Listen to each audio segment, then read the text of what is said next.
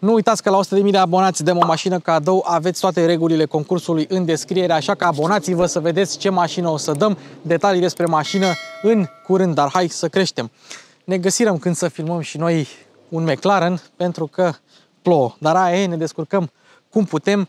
Mulțumim Denis Aceteraș pentru mașină, McLaren MP4 12C, mașina la care dacă o cumpărai pierdeai $100.000 sau euro instant. Primul McLaren de serie după seriile McLaren și după McLaren F1, prima mașină făcută de McLaren 100% de la zero, o mașină bună sau mai bună decât un Ferrari 458 Italia, dar în același timp mai proastă. Ăsta poate fi numit cel mai bun supercar al anilor 2010 și cel mai prost în același timp. Hai, nu mai lungim, să sperăm că iese ceva frumos. Mașini cu Luci Popa începe!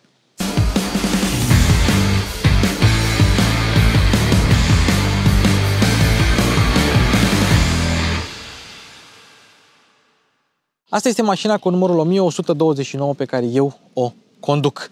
Și am văzut de-a lungul anilor diferența între farurile halogen, xenon și LED. Și, într-adevăr, LED-urile noi sunt absolut uimitoare. Ei bine, și LED-urile aftermarket au devenit din ce în ce mai bune. Așa că vă recomand un site, logoled.ro, de unde puteți cumpăra lumini LED, luminițe interioare LED, RGB ambientale dacă vreți și multe alte produse care au sau nu au legătură cu luminițele, dar merită. La comenzi de peste 350 de lei ai și livrare gratuită și băieții au chiar și TikTok unde mai demonstrează cum funcționează produsele lor. Așa că intră pe logoled.ro și ia-ți un LED. Hai să începem cu numele. De ce se numește MP4 12C? M-ul vine de la Marlboro, care după aia s-a transformat în McLaren, după ce McLaren în Formula 1 n-au mai fost sponsorizați de către Marlboro. P4 vine de la Project 4, organizația lui Ron Dennis, bossul McLaren F1 la vremea respectivă, și după aceea s-a numit McLaren Project 4. 12 vine de la indicele de performanță al mașinii și trebuia să fie toate MP4 12, MP4 8, MP4 6, MP4 1000 și așa mai departe. Dar după aia s-a renunțat la chestia asta. 12 era un indice de performanță foarte bun și mai înseamnă un lucru, dar vi-l spun imediat, și C vine de la carbon. Carbon pentru că mașina asta are o monococă de carbon despre care o să vorbim un pic mai târziu. Totodată mașina asta poartă numele de 12, asemenea lui MP412. MP412 a fost mașina de Formula 1 McLaren din 1997, care a câștigat ultima cursă a sezonului cu Mika Häkkinen, prima lui victorie, și mașina care a avut 2 pedale de frână.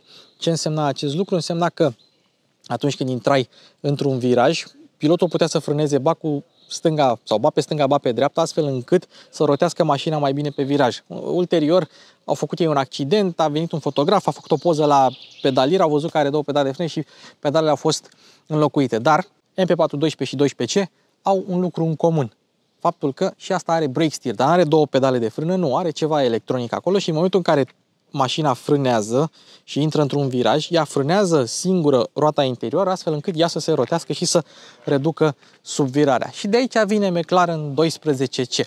Ulterior, în 2013, că mașina asta s-a făcut 4 ani, 2011, 2012, 2013, 2014, 2013 și-a renunțat la numele de MP4, a rămas 12C și asta este mașina. Totodată, în 2012, prin octombrie, a primit și 625 de cai. Primele aveau 600 și toată lumea care avea MP412C cu 600 de cai putea să-și facă retrofit la 625 de cai putere. Asta este o mică istorie a supercarului britanic care a fost făcut să bată Ferrari. Și să nu uităm că fondatorul Bruce McLaren era neozeelandez și este primul și singurul pilot care a câștigat o cursă cu o mașină ce purta numele.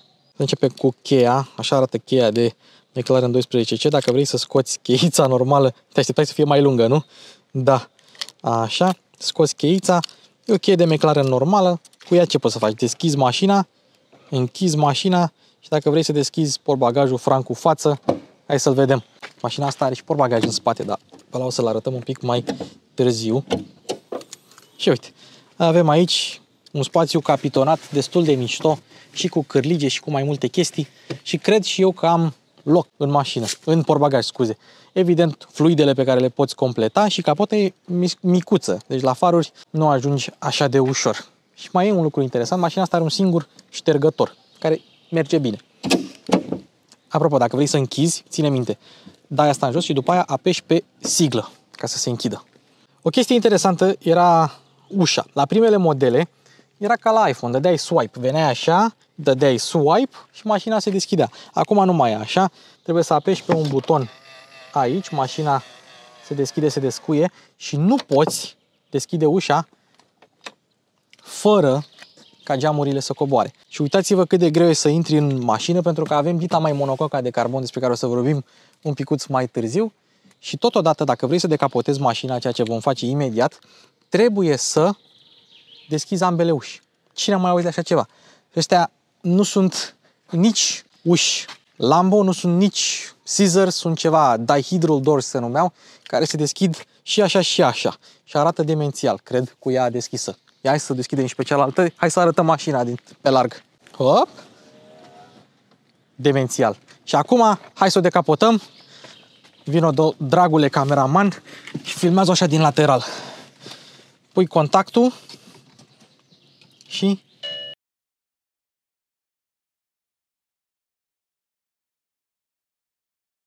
avem și un deflector de vânt acolo și cam așa arată mașina decapotată. Interesant este că doar atunci când e capotată poți avea și spațiu pentru bagaj în spate. Hai să o capotăm la loc și să arătăm și lucrul ăsta. Se vede aici și butonul de deschidere, însă unde bagi cheia asta? Dacă vreodată ți se întâmplă să îți moară bateria, ce faci? Cum deschizi mașina? Ei bine, cheița asta o bagi undeva sub mașină. Am făcut eu chestia asta la un McLaren GT. Bagi cheia sub mașină, o apeși foarte tare și după aceea deschizi portbagajul și de la portbagaj cumva descui mașina. E o mare bătaie de cap, ca să nu zic altceva, dar așa este la McLaren. Mașina bipăie. Cam asta face ea când se încuie. O deschizi și dacă vrei să aprinzi și farurile, mașina avea xenoane, avea LED-uri și avea tot LED-uri pentru luminile de zi. Erau niște faruri simple, dar luminile de zi aveau emblema McLaren. Sau mă rog, erau în forma emblemei McLaren. Când McLaren a început dezvoltarea mașinii ăștia în 2007, pe vremea când Lewis Hamilton încă era pilot la... Bine, și în 2011 era, că în 2012 la final a plecat, dar nu contează. Au luat un Ferrari 360 Modena ca să-l facă mule car, măgar pentru diferite componente ale lui 14C. Una din componente este monococa de carbon, pentru că la vremea aia Ferrari avea un șasiu din aluminiu. Și acum Ferrari încă mai folosește aluminiu în modelele sale, însă McLaren a vrut carbon de la început. Monococa asta e făcută de către Carbotec la Salzburg. Am trecut eu pe lângă fabrica aia atunci când am fost la lansare la Porsche Cayenne nou și cântărește doar 80 de kilograme. Prin comparație, motorul cântărește 199 de kg. Deci e o monococă foarte ușoară și foarte rezistentă pe care se montează motorul și restul subansamblelor exact ca în Formula 1. Durează 4 ore să o facă. Prin comparație, când a apărut McLaren F1, dura cam 3000 de ore să se facă o monococă. Ei bine, la asta doar 4 ore. Mașina asta mi se pare că a îmbătrânit foarte mișto, având în vedere că designul a fost finalizat în 2009, adică acum 14 ani, vă dați seama. Și nu a îmbătrânit deloc rău mașinuța asta, pentru că a fost desenată de Frank Stevenson. Stevenson care a mai desenat și anumite Ferrari-uri, F436 12 Scaglietti, Ferrari FX6. După aceea l-au furat cei de la McLaren ca să deseneze 12C-ul, 675 LT-ul, 720S-ul, 560S-ul, mai multe astfel de mașinuțe. Totodată, Stevenson a desenat și primul Mini, ăla din 2001, BMW Mini, și BMW X5 E53. Ce au în comun toate mașinile astea? Toate au îmbătrânit frumos. Apropo, un detaliu interesant, mașina asta are evacuarea aici, sus, suspendată, ceea ce îmi place foarte mult. Se aude, o să vedem cum se aude. McLaren a avut o echipă special dedicată pentru a face sunetul evacuării. Nu știu dacă le-a ieșit, o să vedem la proba de condus. Unii zic că da, alții zic că ba, rămâne de văzut. Și observăm cum sunt stopurile, le vedeți? Sunt foarte integrate, foarte bine integrate, foarte bine ascunse. Ei, asta era un defect al mașinii, pentru că multe se stricau. Și multe au fost schimbate pe garanție, costă cam 1000 de euro un stop și la asta nu merge un stop. Dar na, problemele lor. Mașina, și despre asta o să vorbim un pic mai târziu, Cea mai mare șmecherie la mașina asta a fost suspensia, care era comparată cu cea a unui Rolls-Royce, pentru că este hidraulică și interconectată față, spate, stânga, dreapta și oblic, astfel încât mașina nu are bare stabilizatoare, nu are bielete antirulului, nu are nimic. Pur și simplu atunci când mașina are nevoie de mai multă încărcare pe suspensie, se transmite un pic mai mult fluid hidraulic pe o parte și atunci ea rămâne plantată fără să fie nevoia unor bare stabilizatoare. Nu are ruliu, teoretic nu are tangaj și atunci când mergi cu ea pe normal este și super confortabilă. Am mers un pic cu ea, într-adevăr, așa este, nu te aștepți și tocmai asta a făcut-o să fie plăcută, dar cu toate astea pierdea un pic de feeling atunci când mergeai tare. Cel puțin așa ziceau ăștia care au mers cu ea cu vreo 12 ani. Un alt avantaj al lui Carbon Monocell este faptul că mașina nu a avut nevoie de întăriri și ranforsări suplimentare față de versiunea coupe. Și astfel, mecanismul de capotare și decapotare nu aduce decât 40 de kg în plus la masa mașinii, ceea ce face aproape la fel de rapidă precum versiunea coupe. Mașina avea jante pe 19 pe față, 235-35 pe 19 pe față și de 20 pe spate, 305-30 pe spate. Două lucruri interesante însă. Unu, mașina avea discuri de oțel, 370 mm pe față și 350 pe spate, nu avea frâne ceramice, deși acum rar mai găsești McLaren fără frâne ceramice. Și alt detaliu interesant, asta încă avea direcție electrohidraulică, n-au trecut la sistem electric pe mașina asta pentru că au vrut să bage niște feedback în direcție și bravo lor, dacă e să mă întreb pe mine. Bine, și când a început dezvoltarea mașinii astea prin 2007, nu prea era moda cu direcția electrică, dar chiar și așa, rămâne unul din puținele supercaruri moderne cu direcție electrohidraulică. Chiar și cu frânele de oțel, mașina tot reușea să frâneze de la 100 la 0 în 30 de metri, ceea ce era fabulos pentru vremea respectivă. Și acum mai greu găsești mașini care să frâneze atât de bine. Și rezervorul avea 720 de litri, 72 de litri, astea erau și presiunile în anvelope, dar, vedeți, rezervorul la asta e magnetic, ceea ce înseamnă că dacă mașina este încuiată, sunt curios dacă merge chestia asta, dar nu știu dacă merge să... Da, nu pot să fur benzina din ea, pentru că dacă mergea, multe McLaren-uri rămâneau fără benzină. Inițial, McLaren a vrut să cumpere un motor și aveau parteneria cu Mercedes, au zis că hai că poate luăm de la Mercedes și după aia au zis nu, hai că facem noi motorul nostru. Și avantajul lui McLaren este că era o firmă de motor sport, ceea ce înseamnă că avea tot felul de conexiuni, pitch, piccolo și așa mai departe. Așa că motorul ăsta e făcut în colaborare de McLaren cu Ilmor care a fost cumpărat de Mercedes și acum la Brixworth, în fabrica Ilmor, se fac motoarele Mercedes de Formula 1 și cu Ricardo, la fel o companie cu mult istoric în motorsport. Motorul în sine e un pic complicat, pentru că inițial el a fost dezvoltat pe baza motorului de Nissan R390, era o mașină de Le Mans. S-au luat motorul și au vrut să facă un motor pentru IndyCar. N-au mai făcut motorul pentru IndyCar, așa că l-au adaptat. Cam cum au făcut cei de la Porsche cu motorul V10 de pe care era GT. Și uite așa a apărut M838T, McLaren, 8 cilindri, 3,8 litri, turbo. Motorul în sine este destul de simplu. V8 la 90 de grade, 4 supape pe cilindru, injecție indirectă și două turbine Mitsubishi, cum sunt și pe anumite modele Jaguar și Land Rover. Bine, nu sunt aceleași turbine, dar le fac cei de la Mitsubishi. Apropo, alea pentru Jaguar și Land Rover sunt făcute în România, dacă vă interesează. Astfel, el dezvolta 600 de cai putere la 7000 de rotații pe minut și avea cuplu maxim de 600 Nm de la 3000 la 6000 de ture. McLaren se lăuda că mașina dezvoltă 80% din cuplu maxim de la 2000 de ture. Era aproape un diesel la cum trăgea și cum era setat motorul. Ulterior, de pe la finalul lui 2012, de prin octombrie 2012, toate mașinile au primit 25 de cai putere în plus la 7500 de rotații pe minut. Era un motor mai apropiat de cel de 650S decât de MP412C. Acum, cine voia, putea să facă retrofit, era un soft și avea 625 de cai putere. Mașina asta are 625 de cai putere, e fix în perioada aia 2012. Nu știu dacă e originală cu 625 sau a primit ea retrofit. Cred că e originală cu 625 de cai putere. Ei bine, dacă îți pica motorul și s-a întâmplat să pice motorul la mașinile astea, primeai după 2014 motorul de pe 650S, pentru că nu mai făceau motoare de MP412C și primeai varianta de 650 de cai dacă îți pica motor, ceea ce era destul de drăguț. Dacă n-aveai garanție, motorul te costa undeva la 70.000 de euro, doar motorul. Însă McLaren a avut o chestie, dar nu știu dacă pe toate piețele, puteai să prelungești garanția, te costa vreo 5.000 de euro pe an, puteai să o și merita, chiar merita. 10 ani de zile puteai să prelungești în fiecare an garanția, atâta timp cât mașina nu depășea 10 ani vechime sau 120.000 de kilometri la bord. După aia nu mai puteai să mai faci. Atâta ziceau cei de la McLaren. 10 ani, 120.000, cu condiția să faci reviziile la ei și să nu depășească numărul ăla de kilometri. Mașina cântărea 1550 de kg la gol, dar chiar și așa reușea să prindă 100 în 3,1 secunde, ceea ce era wow pentru vremea respectivă, mai ales pentru un model cu tracțiune spate, dar de-aia avea jante pe 20 cu 305 lăsime și prindea 328 de km pe oră. Varianta coupe prindea 333, însă au fost multe care au depășit viteza asta lejeră, adică prindeau 348, 352. Mașina asta e mai rapidă decât pare la prima vedere. Și unii au testat pe dyno mașinile, un 650 și un MP412 și nu prea era diferență de putere.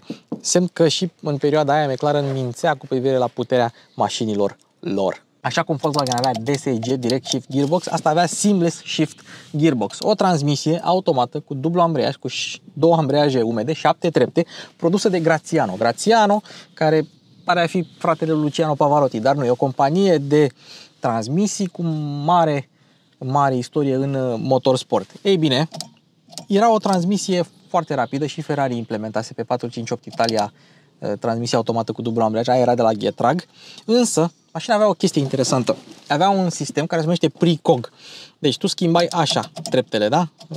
Dar dacă tu apăsai puțin pe padelă, deja îți pregătea treapta și în momentul în care apăsai, îți schimba mult mai rapid. Asta în cazul în care erai pe circuit și știai că o să schimbi, o apăsai puțin și după aia imediat. Dar era foarte greu să-ți dai seama cât să o apeși, dar să nu schimbi treapta. Mă rog, asta este sistemul precog. Însă, ca toate McLaren-urile, observăm că dacă apăsăm pe padela asta, se mișcă și asta. Asta pentru că tu poți să schimbi treapta de viteză și de aici și de aici. Deci, cu o singură mână poți să schimbi vitezele. În sus, în sus, în jos, în jos, în jos, în jos, în sus, în sus. Spre exemplu, dacă ești la Mac și bei un suc, sau mă rog, ai un suc în mână sau mănânci ceva și vrei să schimbi tu pe manual, schimbi așa, vom, vezi? Deci cam așa e. Hai, Harry Potter, dă-i!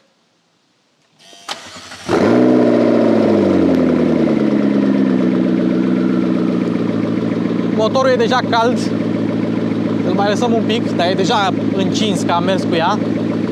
Ce interesant este că dacă îi dai tare în gură, mașina scoate flăcări. Și multe McLaren-uri scot flăcări. Ia, dă-i o pedală scurtă!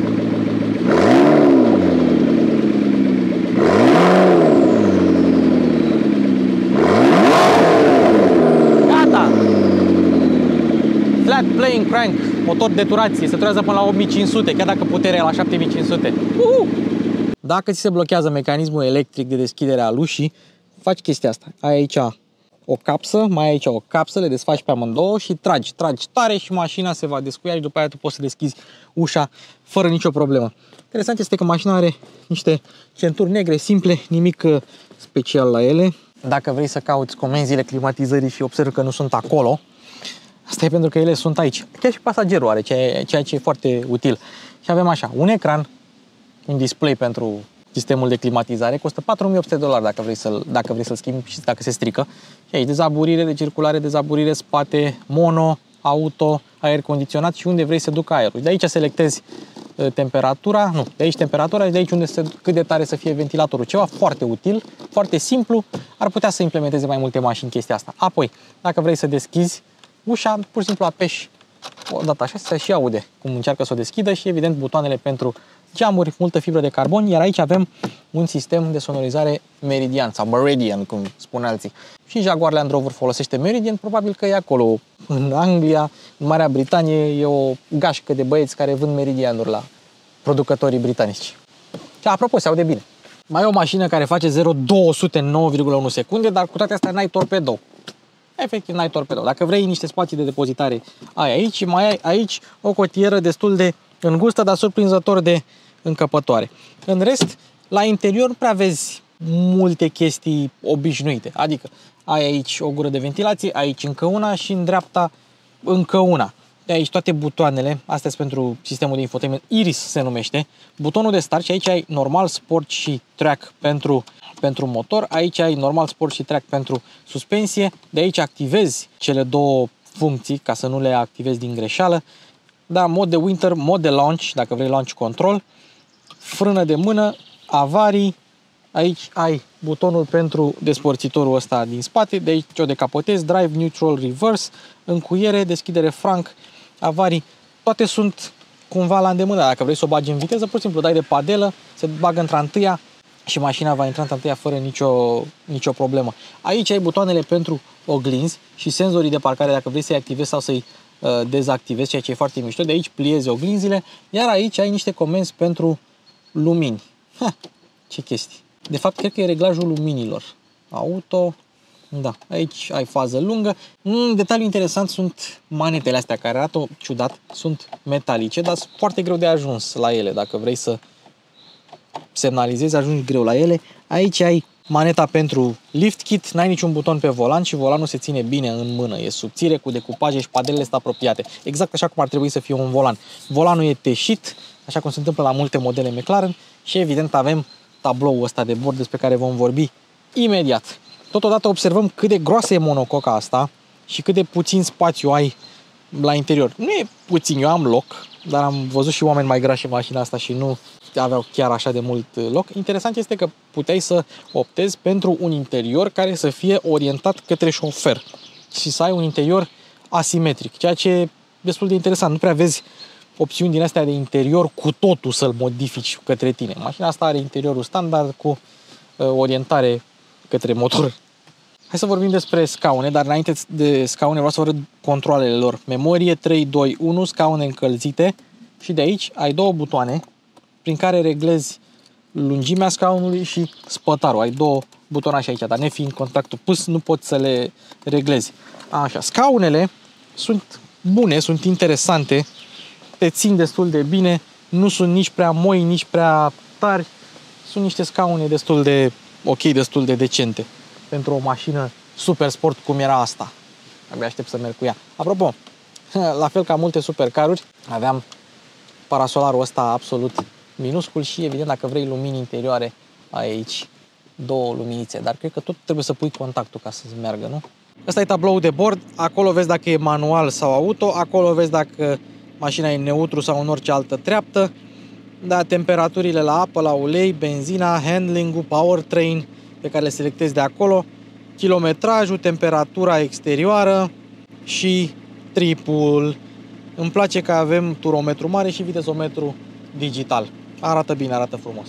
Și aici avem Iris, nu trupa, ci sistemul de infotainment. Interesant este că dacă îl schimbi, dacă îți pică, atunci îl schimbă cu ultima versiune, aia care s-a pus pe 650S sau poate chiar 675 LT.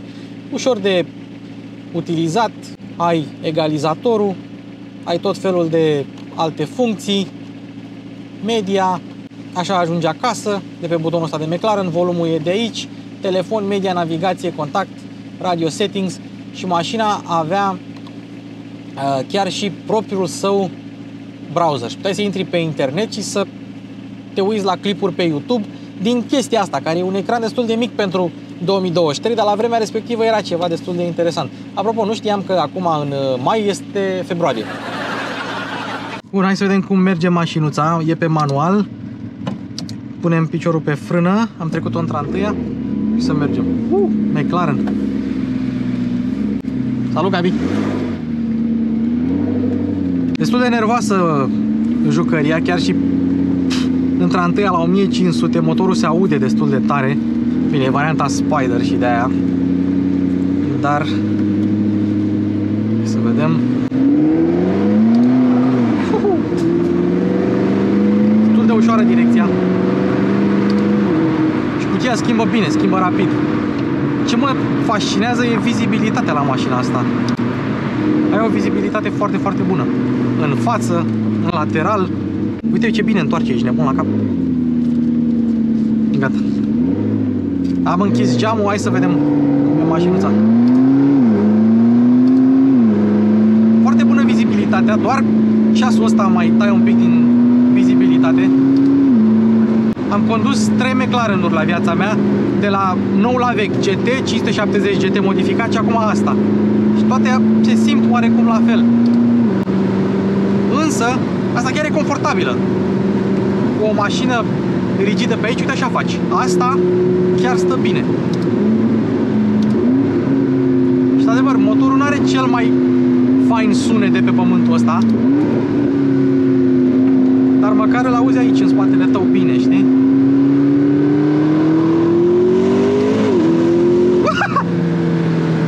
Vai de capul meu! Într-adevăr, e rapidă, dar nu e intimidantă deloc. E destul de fun. Cei care au condus mașina au spus că nu-ți oferă fanul ăla pe care ți-l oferă un Ferrari sau un Lamborghini sau mai știu eu ce, că e lipsită un pic de personalitate. Deci nu pot să-i contrazic neapărat, dar asta nu înseamnă că nu e un instrument foarte mișto.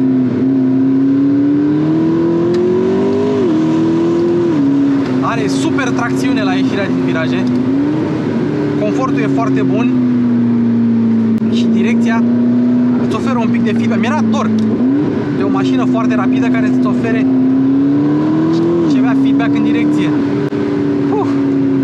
Și pentru că e motor median, stai foarte, foarte în față și foarte jos. Dar senzația asta să auzi motorul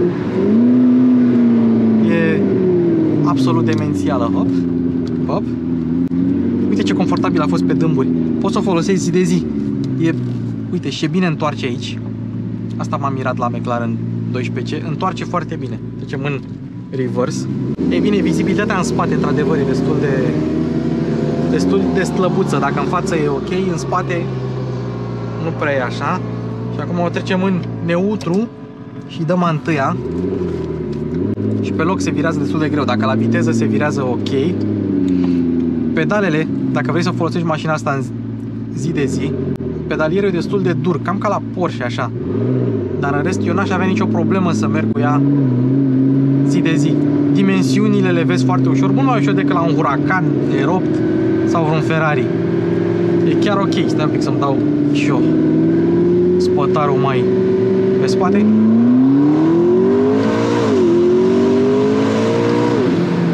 Asta distruge un 458 Italia, chiar dacă poate n-are așa de mult caracter și nu se aude la fel de bine. Bă, dar e... Deci când accelerezi, te împingi atât de tare încât iei piciorul de pe accelerație. Tu accelerezi și îți ia piciorul din accelerație.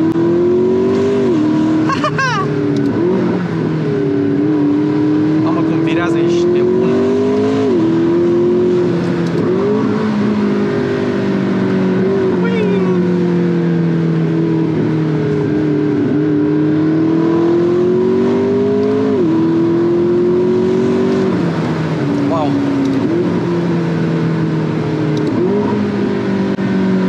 Foarte echilibrată, foarte neutră și poți să mergi tare în viraje, să fie sigură pe ea și să fii sigur pe tine. De-adevăr, sunetul e un pic flatline așa, adică nu are tonalități diferite, laturații diferite, doar se aude un pic mai tare așa. Hai să încercăm sistemul la precog.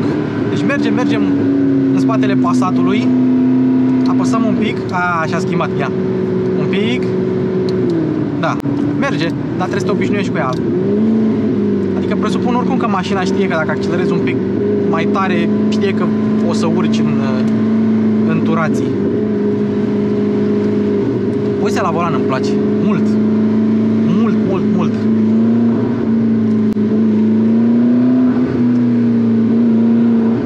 Și auzi și turbinele un pic.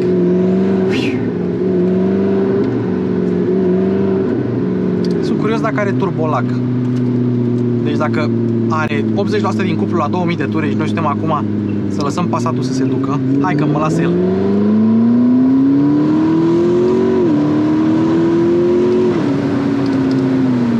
Hai să vedem. Îi dăm a 7-a. Hai să vedem dacă are turbolac. Uite, la sub 2000 e moartă. Abia accelerează. Dar așa, dacă o țin ture, nu prea e rău. Nu e rea deloc. Acum o să conduc un pic. Rămâneți cu mine, nu o să vorbesc nimic, nu o să zic nimic.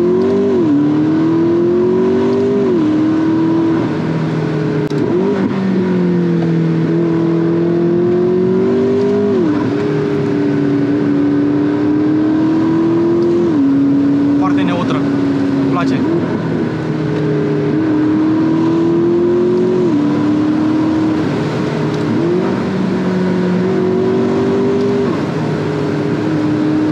Simți puterea, simți cuplu, deci nu, are resurse, cel puțin în turație, are mega resurse. Dacă mai vreți supercaruri, Ferrari-uri, Lamborghini-uri, McLaren-uri, Porsche-uri, dați un like la clipul ăsta. Oh. Dar într-adevăr, la finalul zilei, dacă mă pui să aleg între asta și un Fiat Punto, evident că pe asta aș alege-o. Dacă mă pui să aleg între asta și un Ferrari, Lamborghini, Porsche, probabil că aș alege Ferrari, Lamborghini, Porsche. Dar dacă vrei un supercar care încă pare modern, cu problemele de fiabilitate aferente, o cutie 30.000 de euro, da, aș alege-o pe asta, de ce nu? E, într-adevăr, o mașină mișto la condus, e o mașină capabilă și este începutul McLaren-urilor moderne. Ai un pic de istorie aici. Dacă o iei la 100 și un pic de mii de euro, mai ales în varianta Spider, o iei mai ieftin decât un 458 Italia sau mai știu eu ce drag de Lamborghini. Și cred că merită dacă ești caut supercar într-un anumit buget.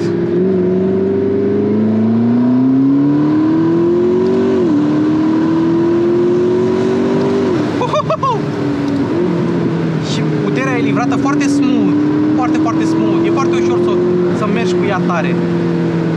Ea poate mult mai mult decât crezi tu că poate. Și mai ales pe drumurile publice, știi?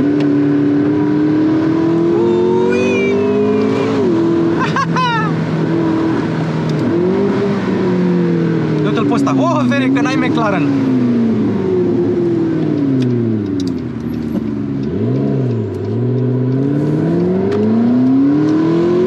Îmi place că nu este intimidantă, deci chiar nu e. Și chiar are tracțiune, chiar și pe porțiunile astea umede, unde mai dă să fugă puțin.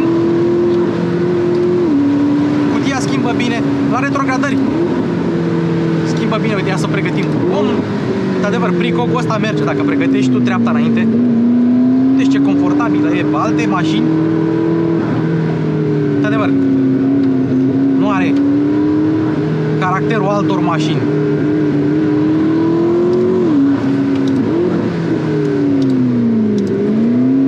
Dar e șmecher rău.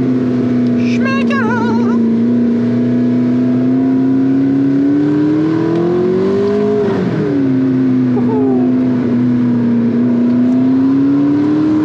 Îți pune un zâmbet pe față.